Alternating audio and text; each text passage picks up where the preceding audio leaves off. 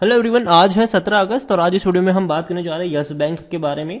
16.5 रुपए पर share trade कर रहा है और 4% से भी ज्यादा की तेजी आज भी इसने दिखाई है। देखिए, यस बैंक में एक बहुत बड़ी रफ्तार हमने देखी जब भैया इन्वेस्टमेंट को लेकर खबर आई और कंफर्म खबर आई। उसके बाद क्या हुआ कि थोड़ी सी प्रॉफिट बुकिंग आई, ठीक है, लेकिन दोबारा अब भागना शुरू किया और दोबारा वहीं पर जाके पहुंचा है जहां से ये टूटना शुरू हुआ था। तो वीडियो में हम डिस्कस भी करेंगे कि खरीदारी के मौके हैं कि नहीं और जो इन्वेस्टमेंट आ रहा है उसके क्या मायने निकल सकते हैं। वीडियो को शुरू करूं उससे पहले अगर आपने अभी तक चैनल को सब्सक्राइब नहीं किया है तो प्लीज अभी इसे सब्सक्राइब कर लीजिए, क्योंकि आगे भी बहुत सारे वीडियोस हैं जो आपको काफी ज्यादा हेल्प करेंगे। तो 16.5 रुपए का शेयर है यस बैंक का और पिछले एक महीने में अगर हम देखें तो पिछले एक महीने में यस बैंक के शेयर में 25% का ग्रोथ है।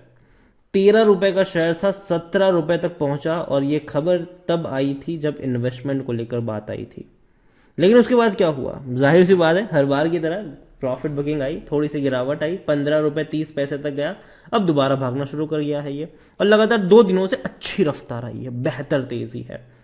एक साल की अगर हम बात करें तो पिछले एक साल के अंदर यस बैंक के शेयर में 47% का ग्रोथ है। ग्राफ काफी इंटरेस्टिंग है, अगर आप देखो तो 10 रुपए 80 पैसे का शेयर था, बहुत बड़ी रफ्तार आई, जब भी बड़ी रफ्तार आई है हल्का सा करेक्ट हुआ है ये, फिर रफ्तार आई है हल्का सा करेक्ट हुआ है, फिर रफ्तार आई है करेक्शन आया है, बड़ी रफ्तार आई है। आप यहां पर पहले आप देखिए, यहां पर उतना ही बड़ा करेक्शन आया दोबारा से, फिर लेकिन इस बार बहुत बड़ी रफ्तार है और इस बार की रफ्तार इसीलिए अहम है क्योंकि इस बार जो खबर आई है, इस बार जो रफ्तार आई है, तेजी आई है, वो आई है इन्वेस्टमेंट को लेकर कि दो बड़ा ग्रुप पैसा लगा रहा है, वो भी 9,000 करोड़ रुपए। क्योंकि देखो, पहली बार जब यस बैंक क्राइसिस आया था, बैंक जब डूब रहा था, तो पहली बार बैंकों ने मिलकर इसको बचाया था और बैंक की भी मजबूरी थी कि भैया अगर इतना बड़ा बैंक फेल हो जाता है तो लोगों का बैंकिंग सिस्टम से भरोसा उठ जाएगा।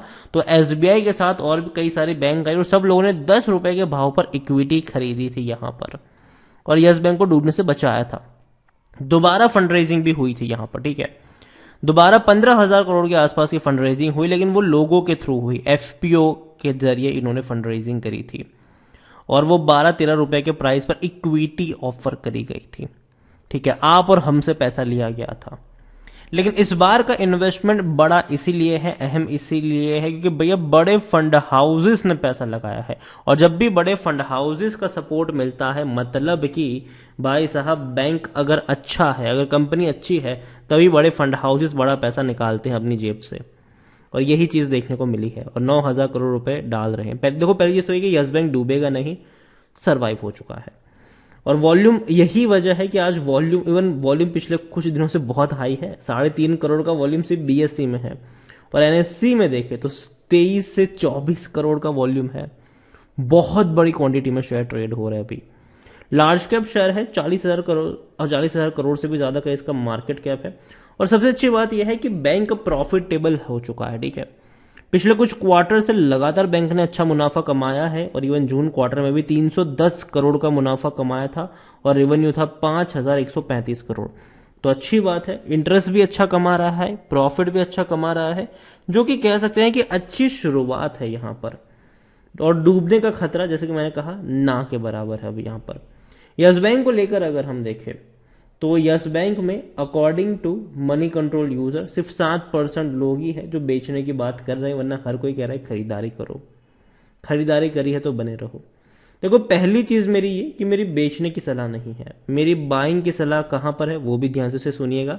अब एक कंपनी की जो रेवेन्यू थे वो लगातार टूट रहे थे, बैंक के रेवेन्यू लगातार टूट रहे थे, 19,000 करोड़ पर आ गए, लेकिन अब पहले क्वार्टर में 5,000 करोड़ से भी ज्यादा का इनका रेवेन्यू हुआ है, इंटरेस्ट अर्निंग हुआ है। तो जाहिर सी बात है, एवरेज 20,000 करोड़ से भी ज्यादा की है, जो कि अच्छा संकेत है।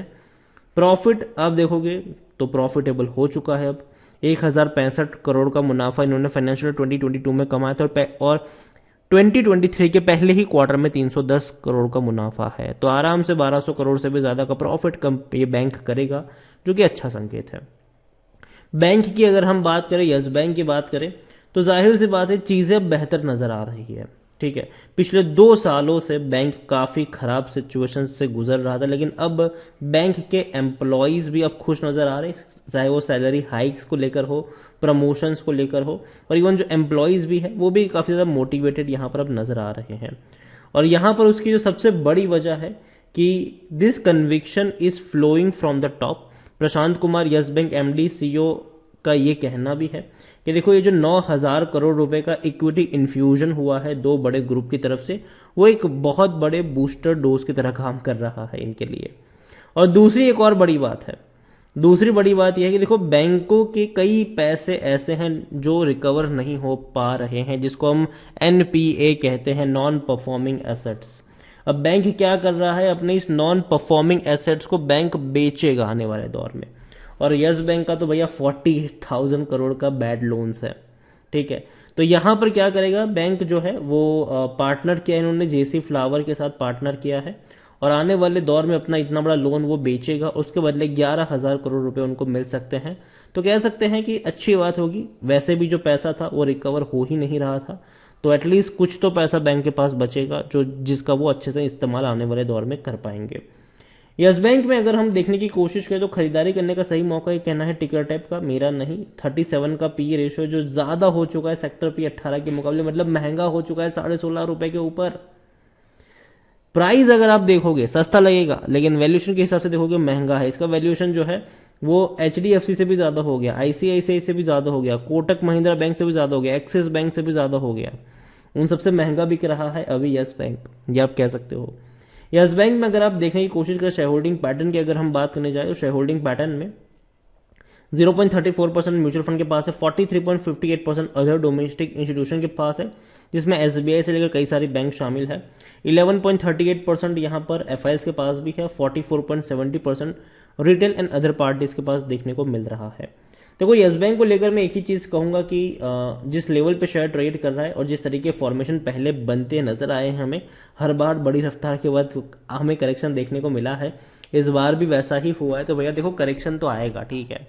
आप ये एक्सपेक्ट नहीं कर सकते कि यहां से सीधा ये 20 पे जाएगा, 25 पे जाएगा, 30 पे जाएगा, ठीक है। जाएगा जरूर, लेकिन बड़ा लंबा इंतजार भी करना पड़ेगा उसके लिए। बैंक को लगातार अच्छा प्रॉफिट कमाकर दिखाना पड़ेगा। डेफिनेटली पोटेंशियल है यस बैंक में, और धीरे धीरे जो सेंटीमेंट है वो इसको पॉजिटिव भी होते नजर आ रहे हैं। लेकिन आप इसका ग्राफ ऑब्जर्व भी करोगे तो पहले भी ऐसी तेजी थी, लेकिन हाँ, इस बार इन्वेस्टमेंट को लेकर तेजी है, जो कि मायने रखती है इस बार की तेजी। तो पहली चीज तो ये कि खरीदारी करी है तो बने रहो, लेकिन जहां तक फ्रेश बाइंग की बात है, 15 रुपए के आसपास अगर आता है खरीदारी के मौके, वहां पर बनेंगे। और मैंने पहले भी कहा था, जब शेयर 12-13 की रेंज में था, कई सारे वीडियोस मेरे थे कि भैया खरीदो, डूबने का खतरा ना के बराबर है यहाँ पर। और दूसरी बात यह कि वही लोग खरीदारी करें जो लॉन्ग टर्म के लिए यहाँ पर बने रहने का पेशेंस रखते हैं। शॉर्ट टर्म के लिए यहाँ पर उतनी ज्यादा पॉसिबिलिटीज नजर नहीं आ रही है। हालांकि तब ये सारी खबरें नहीं आई थी फंड रेजिंग को लेकर, ये सारी खबरें, लेकिन हाँ, अभी अच्छी बात है यस बैंक में कि बड़ा फंड रेज हो रहा है और बैंक के पास अच्छा वर्किंग कैपिटल आ रहा है। तो वीडियो को यहीं पे एंड करूंगा। पसंद आया हो तो लाइक करो, शेयर करो, चैनल पर अगर पहली बार आए तो प्लीज सब्सक्राइब करो। यस बैंक के बारे में आप क्या सोचते हैं वो भी आप मुझे कमेंट में लिखकर बता सकते हैं। Thank you.